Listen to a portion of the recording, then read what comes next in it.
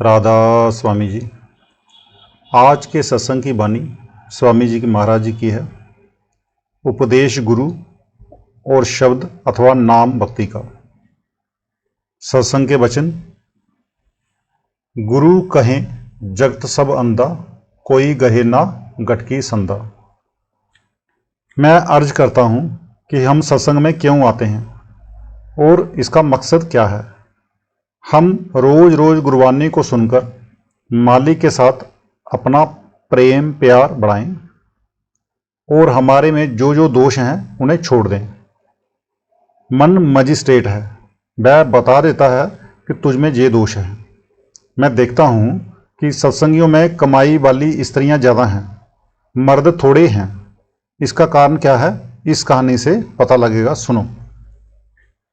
एक महाजन सत्संग सुनने जाया करता था। एक दिन उसके पुत्र ने कहा कि आप रोज सत्संग में जाते हो, आज मैं जाऊंगा। पिता ने कहा कि अच्छा जा। खैर पुत्र सत्संग में गया, बड़े प्रेम के साथ वचन सुनता रहा। वहाँ ये विषय आया कि किसी का नुकसान नहीं करना चाहिए, किसी का दिल नहीं दुखाना चाहिए। जब सत्संग से आकर वह दुकान पर बैठा तो इत्तेफाक से एक गाय आकर आटा खाने लग गई। जैसे कि गायें बाजार में घूम फिरती रहती हैं, मन में कहता है कितना आटा खा जाएगी, 2 सैर ना सही 4 सैर खा जाएगी। पिता देख रहा था। पुत्र को कहता है, ओ आंखों के अंधे, तुझे दिखता नहीं कि गाय आटा खा रही है। पुत्र ने कहा, हमारे इतने मकान हैं, इतना किराया आता है, इतना ब्याज आता है, अगर ये 2-4 सेर आटा खा जाएगी तो क्या हो जाएगा। पिता ने पूछा, ये विचार तू कहाँ से लाया है। पुत्र ने कहा, सत्संग से। पिता बोला, फिर ना जाना, मुझे 30 साल हो गए जाते हुए, मैं वही धोती जाड़कर आ जाता हूँ। इस तरह हमारा भी धोती जाड़ने वाला हिसाब है। गे सत्संग सुना, घर लौट आए। यानी हम कमाई पर जोर नहीं देते, चाहे दुनिया में कुछ भी हो जाए, लेकिन नित्य नेम यानी सुरत शब्द की कमाई का अभ्यास जरूर करना चाहिए।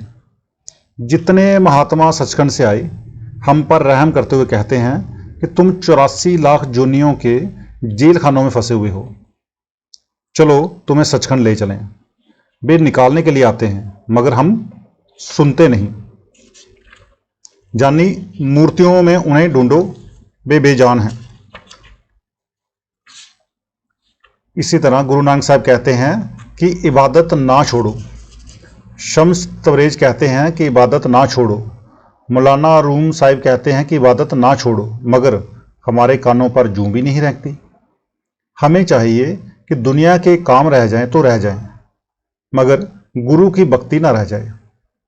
गुरु कहें जगत सब अंधा, कोई गहे ना गटकी संधा। सभी वेद शास्त्र और अन्य धर्म पुस्तकें कहती हैं कि संत महात्मा इस दुनिया के लोगों को हिदायत देने के लिए परमात्मा के भेजे हुए आते हैं। गुरु अर्जुन साहब ने कहा है, जन्म मरण दुहु मह जनाही, जन परोपकारी आए, जिये दान दे भक्ति लाइन, हर सिउ लैन मिलाए। वे संत हमारी तरह माया के कैदी नहीं होते और ना जन्म मरण के चक्कर में आते हैं, बल्कि वे हमें 84 के जेल खाने से निकालने के लिए आते हैं। जिस वक्त वे आकर दुनिया को देखते हैं तो कहते हैं कि अफसोस, सारा जहान अंधा है। आप कहेंगे कि जहाँ सूरज है, चंद्रमा है, सितारे हैं, रोशनी के कई और साधन हैं जिनकी मदद से हम सब कुछ देखते हैं, फिर अंधे क्यों। इसका जवाब ये है कि जो भी हमारी आंखें हैं ये फना को देखती हैं, यानी कि जो नाशवान होने वाली चीज़ें हैं उनको देखती हैं। दूसरे, जिस जगह सूरज, चंद्रमा, सितारे, बिजली और लैंप, ये 5 चीज़ें ना हों, वहाँ से ये आँखें काम नहीं कर सकती। जो आँख परमात्मा को देखने वाली है वह अंदर है। असल में आदमी को आँखों के पीछे पर्दा लगाकर बाहर निकाला हुआ है। उसने ना पर्दा खोला, ना वह आँख हासिल की, ना परमात्मा से मिला और ना 84 के चक्कर से निकला। इसलिए स्वामी जी महाराज कहते हैं कि सारा जहान अंधा है। ये अंधा क्यों है? इसलिए कि अंदर नहीं चढ़ता। अगर अंदर चढ़े तो सुजाखा हो जाए और जो सामान मालिक ने इसके अंदर रखा हुआ है उससे वाकिफ हो जाए। गुरु अमरदास जी कहते हैं, इस काइया अंदर नाऊ खंड पृथ्वी हाट पटन बजारा, काइया अंदर ब्रह्मा बिसन महेश सब ओपत जित संसारा। फिर कहा है, अंदर महल अनेक हुए जीव करे बसेरा, मन चिंदियाँ फल पाईसी फिर होए ना फेरा। अगर ये पर्दा खोलकर अंदर रूहानी मंडलों पर चला जाए फिर दुनिया के जन्म मरण में नहीं आए, 84 में धक्के नहीं खाए। अब सारे महात्मा होका देख कर गए लेकिन कौन सुनता है? कोई नहीं। जब जब महात्मा होका देकर कहते हैं कि तुम सारे अंधे हो तो जिनके खोटे बागे हैं वे कहते हैं कि आप ये लफ्ज बोलते ही क्यों हो। मगर महात्मा कहते हैं कि आप अंदर नहीं जाते, अंदर का द्वार नहीं खोलते। इस तरह तमाम दुनिया अंधी आई और अंधी ही चली गई। बाहर मुख बरमे सारे अंतर्मुख शब्द न धारे। वह शब्द या आकाशवाणी जिसे आद सच जुगाद सच भी कहते हैं, नाम है। नाम लफ्ज नहीं है। नाम ना अरबी है, ना तुर्की, ना फारसी, ना अंग्रेजी, ना कोई और जबान। उसी ताकत को मुसलमान कलमा कलामे इलाही या बांगे आसमानी कहते हैं। ऋषि मुनि नाद और गुरु नानक साहब गुरबानी कहते हैं। मुक्ति देने वाली चीज़ अंदर है मगर सारी दुनिया उसे बाहर तलाश करती है।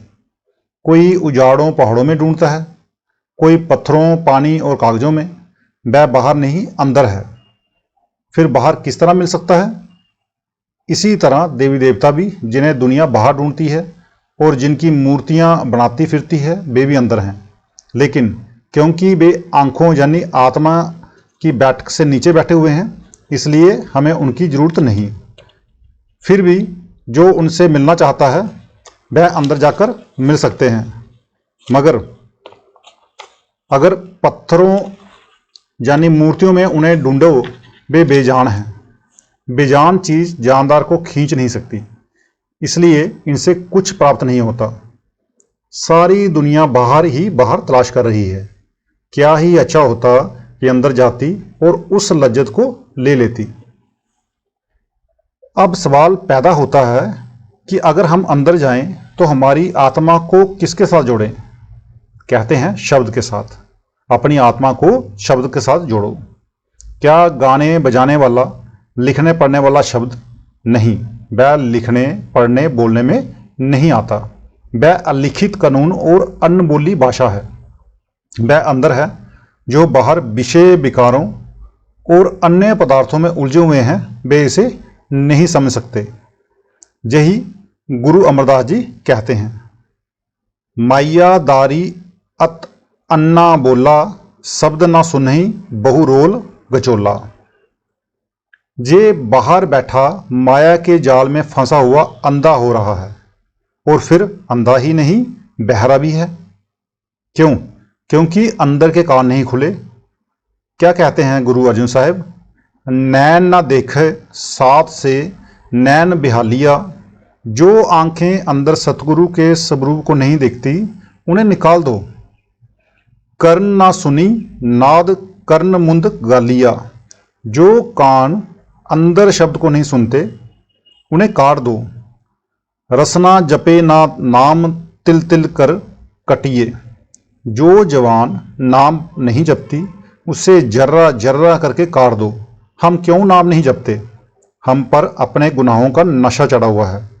हमारे पाप हमें इधर आने ही नहीं देते। बड़े ही ऊंचे बागे हों तो आदमी इधर आए। तो इसलिए नाम शब्द जपें। और आज का सत्संग इतना ही। राधा स्वामी जी।